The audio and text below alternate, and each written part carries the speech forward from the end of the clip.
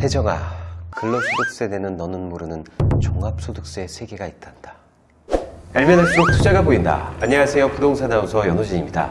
제가 오늘은 조금 색다르게 인트로를 한번 시작을 해봤는데요. 네, 우리 직장인분들 2월에 연말정산 신고 잘 하셨죠? 네, 이제 5월 종합소득세 신고의 달이 또 이렇게 다가오고 있습니다. 자, 오늘은 종합소득세를 쉽게 줄일 수 있는, 절세할 수 있는 방법에 대해서 우리 전파소녀님 모시고 알찬 정보 한번 뽑아보도록 하겠습니다. 우리 전파소녀님 인사 한번 부탁드리도록 할까요? 네, 안녕하세요. 저는 김종률 아카데미에서 법인 관련 강의를 하고 있는 전파소년이라고 합니다. 제가 오프닝에서 말씀드렸던 대로 이제 종합소득 신고의 시즌, 달이 다가오고 있는데요. 종합소득세 신고라고 하면은 일반 직장인분들한테는 조금 생소할 수가 있는데 사업자분들이나 프리랜서이신 분들한테는 조금 많이 익숙한 단어일 것 같아요. 어떻습니까? 네, 종합소득세라는 거는 우리가 연말에 그 전에 1월 1일부터 12월 30일까지의 소득을 종합해서 내는 세금으로 네네네. 부양가족을 누구한테로 넣느냐에 따라 이게 세금이 많이 절세가 될 수 있고 오늘은 그걸 이제 쉽게 설명드리려고 제가 나왔습니다. 만약에 우리가 결혼을 해서 네네네. 양가 부모님이 이제 살아 계신 경우에 네네네. 양가 부모님을 소득공제를 받으려고 할 때 네네. 보통은 어떻게 넣을까요? 제 주변에 뭐 제 친구들이나 지인분들이 이렇게 보니까 당연히 이제 남편의 경우는 이제 본인 뭐 시어머니, 시아버지는 이제 남편 쪽으로 네. 그리고 뭐 장인, 장모님은 뭐 처가 쪽으로 이렇게들 또 많이 하는 것 같은데 아닌가요? 네, 보통은 가정의 네네. 평화를 위해서 그렇죠. 그렇게 하죠. 네네네. 저희도 그렇게 했으니까요. 저는 뭐 아직 결혼은 안 해봐서 잘은 모르겠지만 그런 것 같습니다. 네. 그렇게 해야 가정의 평화를 유지할 수는 있긴 한데 이게 여러분들이 세금 계산하기가 힘들기 때문에 네네. 그렇게 하는 거고 세금의 구조를 복잡한 계산까지도 필요 없고 그림으로만 보셔도 네네. 50만 원은 쉽게 절세할 수가 있습니다. 이야, 50만 원을 절세할 수가 있다고 하니까 또 귀가 번쩍 뜨이는데요. 네, 그럼 그림으로 한번 살펴보도록 할까요? 네, 설명을 드려보겠습니다. 네. 먼저 오늘은 이제 복잡한 계산을 하지 않고 그림으로만 간략하게 설명을 드리겠지만 어떠한 종류의 소득이 있는지는 여러분이 알아두시면 좋습니다. 그래서 종합소득이라고 불리는 이자소득, 배당소득, 사업소득, 근로소득, 연금소득, 기타소득이 있고요. 양도소득은 우리가 물건을 판매할 때 그 차익에서 나오는 소득이고 퇴직소득은 내가 회사 또는 법인에 재직하고 퇴사하는 시점에 재직기간에 걸친 소득을 그 한 해, 퇴직한 해에 몰아서 받기 때문에 얘는 별도로 과세를 하고요. 네. 종합소득 같은 경우는 그 해 1월 1일부터 12월 31일까지의 소득을 그 다음해 5월 달에 세금을 내게 돼 있습니다. 근데 요거를 종합소득이라고 하긴 하지만 우리가 은행에서 이자를 얼마 받지 않는 거를 일일이 다 종합소득 신고하기는 좀 어렵잖아요. 네네. 그래서 이 종합소득에는 작은 액수는 분리과세로 별도로 빼고요.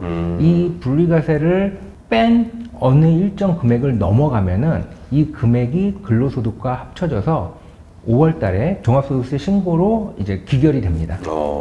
그러니까 분리된 항목을 뺀 실제 소득 부분만 이렇게 몰아놨다는 말씀이시네요. 네, 그렇습니다. 그래서 요거를 합해서 우리가 흔히 알고 있는 이 종합소득 세율로 이렇게 가기 마련이고요. 요게 세율이 갑자기 늘어나잖아요. 되게 무서워 보이지만 이 소득별로 다 공제되는 것이 있기 때문에 네네. 실제로 그렇게 세금이 많이 나오진 않습니다. 네. 종합소득이 6가지가 있다고 그랬는데 제가 아까 공제가 돼서 그렇게 부담이 되지 않는다고 말씀드렸잖아요. 네. 일례로 제가 이제 어떤 도소매업을 합니다. 그래서 물건을 팔아요. 이 파는 금액이 수익금액, 매출액이 되겠죠. 하지만 이 돈이 제가 번 돈은 아니잖아요. 제가 물건을 들여오는 돈도 있을 거고 임대료도 있습니다. 그렇죠. 이러한 거를 빼줘서 요거를 경비라고 합니다. 경비를 뺀 금액이 제 실제 사업 소득 금액이 되는 거고요. 그렇죠.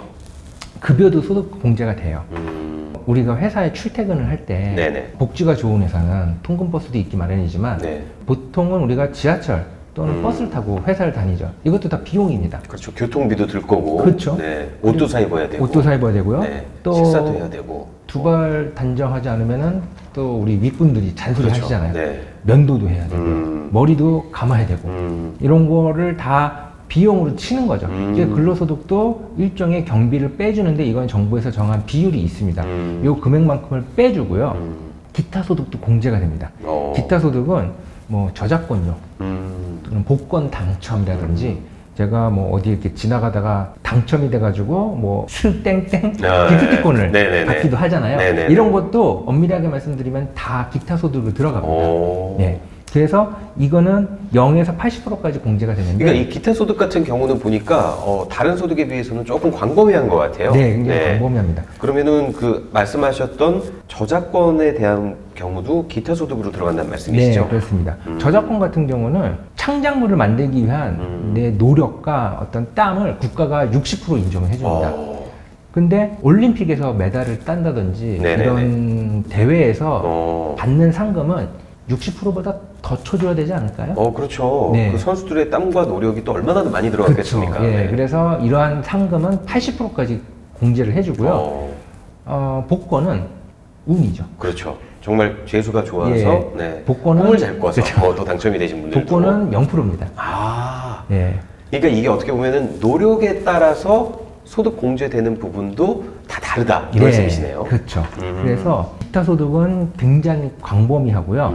그리고 이자 소득, 배당 소득은 경비 처리가 없습니다. 이거는 금융소득이라고 하는데 이 둘을 합해서. 그러니까 이거를 흔히 말하는 불로소득의 개념으로 보는군요. 그렇죠. 불로소득이기 때문에 공제가 전혀 되지 않고요. 연금소득도 이것도 공제가 되긴 됩니다. 이것도 근로소득 시절에 내가 저축한 돈이기 때문에 땀과 노고를 국가가 인정을 해줘서 얘도 공제가 된다고 볼 수가 있습니다. 그래서 만약에 내가 이 초록색 부분만큼의 소득이 있고 이 소득을 다 과세를 하는 게 아니고 이 빨간 부분만큼 경비 처리를 받습니다. 그러면은 소득 금액이 이렇게 나오죠. 이 소득 금액을 합산해서 요게 과세 표준이 돼야 되는데 여기서 또 우리가 고려를 해야 될 게 가족이 한 명이냐 네 명에 따라 또 부양되는 가족의 수에 따라 또 들어가는 경비가 다르지 않습니까? 그러니까 종합과세에서 또 추가 공제를 받을 수 있는 부분이 있다는 말씀이신 거죠. 그게 이제 종합소득 공제라고 해서 요 위에 공제는 어떻게 보면 경비에 해당하는 거고 요 밑에 있는 종합소득 공제는 내가 우리 가족이 생존을 위해 들어가는 비용이라고 보시면 됩니다. 그래서 뭐 생존을 위해서 이제 의식주가 기본이지 않겠습니까? 인적 공제는 의와 식이고 또 집을 사서 여기서 거주를 해야 되니까 이때 나가는 비용도 주택 자금 공제를 받을 수가 있습니다. 이러한 것들로 공제를 받고 난 후에 금액이 실제로 과세 표준이 돼서 여기서 이 종합소득세율에 따라 종합소득세를 5월 달에 내게 돼 있습니다. 네, 그렇군요. 자, 이렇게 그림으로 보니까 좀 설명이 더 쉽게 이해가 되는 것 같습니다. 그러니까 다시 말해서 소득 종류에 따라서도 그 필요한 경비의 국세청 기준이 조금 달라진다는 말씀이시네요. 네, 그죠? 네, 그렇죠. 그래서 5월 달에 종합소득세를 내실 때 여러분들이 생각을 하셔야 되는 게 소득공제와 세액공제를 어떻게 누구한테 몰아서 받느냐를 계산하실 필요 없고요. 그림으로 제가 설명을 드려볼게요. 그래서 이거는 모든 납세자들한테 해당되는 거고 근로소득자는 여기에 이렇게 또 추가로 공제가 되는 것들이 있는데요. 우리가 부양가족을 공제를 받기 위해서는 부양가족의 전제 조건은 소득이 없거나 매우 낮아야 됩니다. 그래서 소득 요건이 이렇게 있는데 만약에 저희 장인어른이 근로소득이 400만 원이라고 해볼게요. 그러면은 근로소득 400만 원 같은 경우는 여기 보시면은 합계소득액이 100만 원 미만이어야 되지만 근로소득만 있는 경우는 500만 원까지 인정을 해주거든요. 그래서 장인 같은 경우는 소득 요건을 만족하고요. 그리고 연세가 드셔서 질병이 있어서 이 질병도 국가에서 판단하는 장애 요건을 충족을 하게 되면은 저의 이제 밑으로 들어와서 부양가족 공제 150만 원에 경로 우대 공제 100만 원, 250에 또 추가로 장애인 공제까지 해서 450만 원의 공제가 가능합니다. 근데 만약에 장모님 같은 경우는 물건을 양도를 하셔서 양도소득이 발생했다. 근데 이 양도소득 금액이 200만 원이다. 그러면은 이게 소득 금액이 일단은 100만 원을 넘어갔기 때문에 이 소득 요건을 만족 못하면은 이러한 요건들, 나이라든지 뭐 장애가 있다 하더라도 공제를 받을 수가 없고요. 만약에 저희 딸내미가 주식으로 배당소득이 2천만 원이 생겼다고 해보겠습니다. 배당소득 2천만 원 같은 경우는 오늘은 말씀을 자세히는 못 드리지만 분리과세로 배당소득 2천만 원까지는 별도로 과세를 하기 때문에 여기 소득액 100만 원은 지금 모두 종합과세 기준이거든요. 분리과세 항목은 들어가지가 않아요. 그래서 배당 소득 2천만 원은 국세청에서 봤을 때는 이거는 소득액을 100만 원 이하로 보고 있지만 만약에 딸내미가 배당 소득이 2천만 원을 단 1원이라도 넘기면은 이거는 이제 종합과세를 2천만 원까지는 분리과세. 그 1원에 대해서는 종합과세가 들어가기 때문에 국세청에서는 이거는 2천만 원 이상의 2천만 원 초과하는 소득으로 보기 때문에 공제를 받지 못합니다. 어쨌든 2천만 원까지는 공제액을 150만 원 받을 수가 있고요. 아, 그러면은 배당 소득 같은 경우는 웬만하면 2천만 원을 넘기지 않는 게 좋겠네요. 네, 그래서 여러분들이 연말에 배당을 받으실 때 네네. 이 금액을 산정을 하셔서 조율을 할 수 있는 방안이 그거를 판매를 한다든지 네, 이런 네, 식으로. 네. 네. 이 소득공제를 받는다라는 게 그림으로 이제 설명을 드려보면 어떤 의미인지를 설명을 드려보겠습니다. 네. 여기가 이제 총 급여액이고요. 네네. 급여액에 따른 과세액이라고 제가 썼는데 여기 보면은 이제 6%, 15%, 24%, 35% 이렇게 세금이 점점 뜁니다. 근데 내 소득이 늘어날수록 15%, 24%, 35%씩 증가를 해야 되는데 과세가 되네요, 이제. 네, 그 세율이 정확하게는 24%, 35% 올라가진 않고요. 이렇게 조금 금액이 낮아요. 요 낮은 이유는 근로소득 같은 경우는 근로소득 공제가 있고요. 건강보험료가 빠지기 때문에 이렇게 그래프 기울기가 조금 다르게 나타납니다. 근데 여기서 제가 만약에 소득공제를 받는다. 그러면은 기존의 이 그래프가 우측으로, 공제를 받으면 우측으로 이동을 해서요. 제가 만약에 이 아빠가 여기서 소득이 발생했는데 소득공제를 추가로 받으면은 이만큼 과세액이 내려갑니다. 반면 똑같은 공제를 급여가 적은 저의 딸내미가 만약에 받게 된다면은 굉장히 조금밖에 안 떨어지겠죠. 그래서 결국에 궁극적으로 봤을 때 소득공제, 인적공제는 소득이 높은 사람한테 몰아주는 것이 유리합니다. 네, 이렇게 그래프로 보니까 소득이 높을수록 공제의 폭이 더 커진다는 것을 알 수가 있습니다. 네, 하나 예를 들어서 한번 설명을 드려보겠습니다. 남편이 회사에서 받는 급여가 6,500만 원이고 부인이 1년에 받는 급여가 8천만 원이라고 하면은 소득세를 남편은 454만 원을 납부하고요. 부인은 724만 원을 납부해서 1,178만 원의 소득세를 가정이 냅니다. 1년 동안. 근데 우리는 가정의 평화를 위해 부모를 각각 이렇게 넣기 마련이죠. 네. 이 부모, 장인, 장모, 남자 입장에서 장인, 장모라고 표현을 했는데 이 네 분을 만약에 모두 부인한테 모을 경우에는 세금이 남편은 454만 원에서 529만 원으로 늘어나고 반면에 부인은 724만 원에서 604만 원으로 떨어집니다. 그래서 이 두 분이 납부하는 소득세는 1,133만 원으로 떨어지고요. 그러면은 절세액이 45만 원에 지방세, 지방소득세까지 포함하면은 약 50만 원. 예, 급여는 얼마 차이가 나진 않지만 내가 어떻게 부양가족을 배치를 하느냐에 따라 세금을 아낄 수가 있고요. 요거를 아까 말씀드린 그림으로 표현을 하면은 남편과 부인의 소득세 구간은 그렇게 차이가 나지 않지만 이 세율 자체가 달라지기 때문에 부인은 추가로 소득공제를 받을 수가 있는 거죠. 그래서 요만큼이 떨어지는 반면 남편은 본인의 부모님의 소득공제, 인적공제를 뺏겼잖아요. 그렇죠. 그래프가 이쪽으로 갑니다. 그래서 요만큼 올라갑니다. 그러니까 남편은 조금 더 오를 수가 있지만 네. 부인이 더 많이 떨어진다 이 그쵸, 말씀이신 많이 거죠? 떨어지죠. 그래서 결국에 부인은 120만 원이 절세가 되고요. 남편은 75만 원이 세금이 늘어납니다. 그래서 45만 원의 세금 절세 효과가 발생하는 거죠. 그러니까 네 분의 부모님을 부인한테 한꺼번에 몰아서 부양가족으로 모른 결과 네. 50만 원 가까이 되는 금액을 절세할 수가 있다. 네, 이 그렇습니다. 말씀이신 거죠? 네, 예. 자, 그리고 아까 보니까 병원비는 세액공제라고 또 받는데요. 그렇다면 부모님 중 병원비가 많이 나가는 분도 소득이 높은 가족의 밑으로 몰아넣는 것이 유리할까요? 네, 병원비 같은 경우는 세액공제라서 네네. 조금 개념이 이제 다르게 이제 설명을 드려야 되는데요.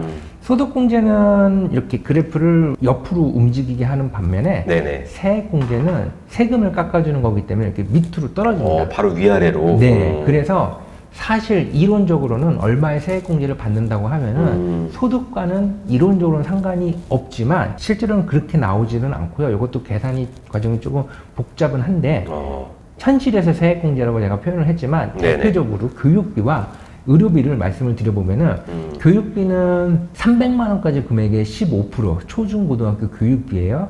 그래서 이 300만 원의 15%는 45만 원이거든요. 네네. 이 금액까지 세금을 깎아준다는 얘기고, 대학생 자녀를 두면은 900만 원까지 금액의 15%인 135만 원. 즉, 이 얘기는 초중고등학교 교육비로 500만 원이 나갔다. 그래도 45만 원이고요. 100만 원이 나갔다. 그러면 15만 원의 절세 효과가 있는 거죠. 즉, 소득과는 상관이 없습니다. 이 교육비라고 하시면 등록금을 얘기하는 거잖아요. 네, 등록금을 네. 이제 의미합니다. 반면에 의료비는 이게 조금 이제 복잡하긴 한데, 이것도 제가 그림으로 설명을 드리면은, 일단은 총 급여액의 3%를 초과한 금액의 15%. 복잡하죠? 네. 그러면은 이게 총 급여액의 3%란 벌써 어감상 네. 저소득자한테 유리하겠죠.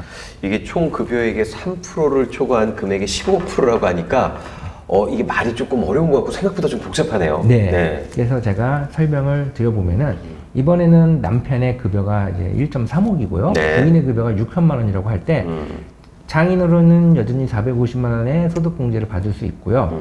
그래서 이 상황에서는 남편 밑으로 두면은 장인어른의 그 공제액은 450만 원에 33%인 148만 원의 세금이 절세가 됩니다. 반면 부인 밑으로 놓으면은 450만 원에 13.7%인 62만 원이 절세가 됩니다. 그래서 아까 말씀드린 것처럼 소득이 높은 분한테 그렇죠. 소득공제의 이 효과가 크기 때문에 거기를 몰아주는 게 좋은데, 근데 만약에 장인어른이 이렇게 잘 지내시다가 편찮으셔서 병원을 가게 됐고, 뭐 큰 수술을 받아서 비용이 1,000만 원 나왔다고 하면은 여기서 이제 추가로 세액공제를 받을 수 있는데요.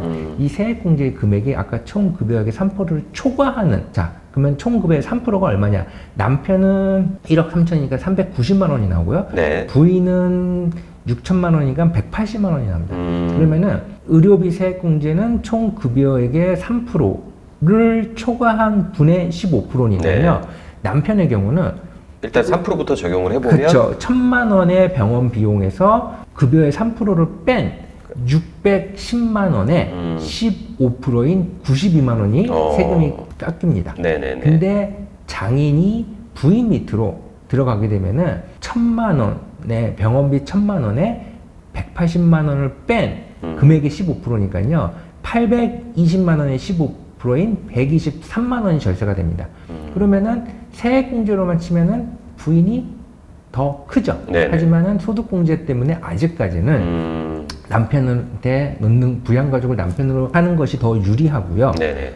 근데 이걸 이제 그림으로 표현을 드리면은 소득공제 450만 원 그래프가 이쪽으로 우측으로 이동을 합니다. 그래서 남편의 절세액은 148만 원에 병원 비용으로 92만 원이 추가로 떨어지는 거고요. 부인 같은 경우는 폭이 작죠. 62만 원에 이건 소득공제고요. 여기에 병원비로 123만 원이 떨어집니다.